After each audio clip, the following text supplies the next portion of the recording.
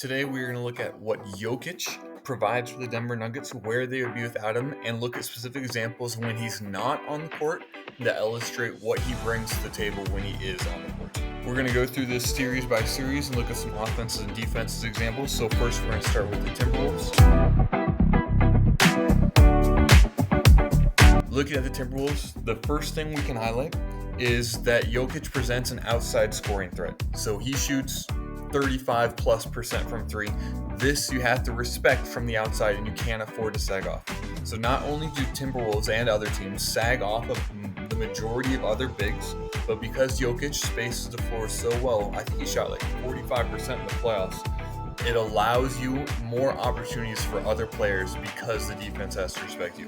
If we look at Jamal Murray right here, the moment he looks to go inside of the middle, he is met with other defenders because they do not care about other outside shooting threats. Jokic does not have that issue. Then moving to the Suns, and while I realize it's a small sample size, we're going to look at specifically what the Suns try and do. So not only did you see Booker drive right there, right to the rim, but you also see as soon as they get on the offensive half court, they're looking to the inside the moment Jokic isn't in there.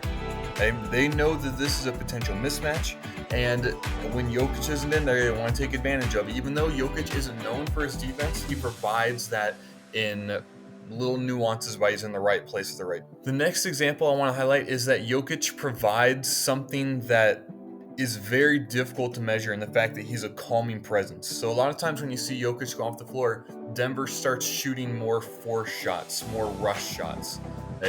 They almost like get out of sync a little bit, and Jokic provides a calming presence that allows for calm, clear, find the right shot at the right time. Then on the defensive side, I want you to ask yourself the question, when Jokic is on the floor, how often do you see the other team get layups or uncontested shots at the rim? And the reality is almost never. And so even though Jokic isn't like a great rim protector, he's not going to be blocking a lot of shots at the rim, he puts himself in the right position where he causes it to be a difficult shot instead of them getting something easy with a layup as we're seeing here. Okay, so the first thing we're going to look at, again with the Heat, is we're looking at another example of a forced shot. When Jokic isn't in, they just tend to rush things, force a little bit more.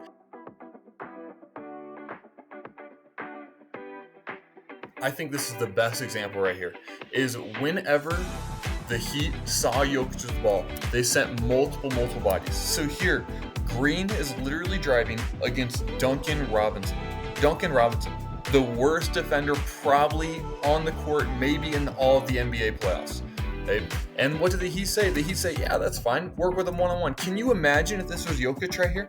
The Heat would be swarming him in the paint. Swarming him. Instead, it's allowed a floater. And that's something people just take for granted, is that Jokic is such good around the rim. So in conclusion, I still think Jokic is an undervalued player from the fact that he provides spacing, the fact that he creates offense for others, the fact that he's a calming presence, and the fact that on defense, he's a force on the inside, even if he isn't the most athletic or vertical player out there. He's in the right place at the right time, and that's why I believe Jokic is such a great value.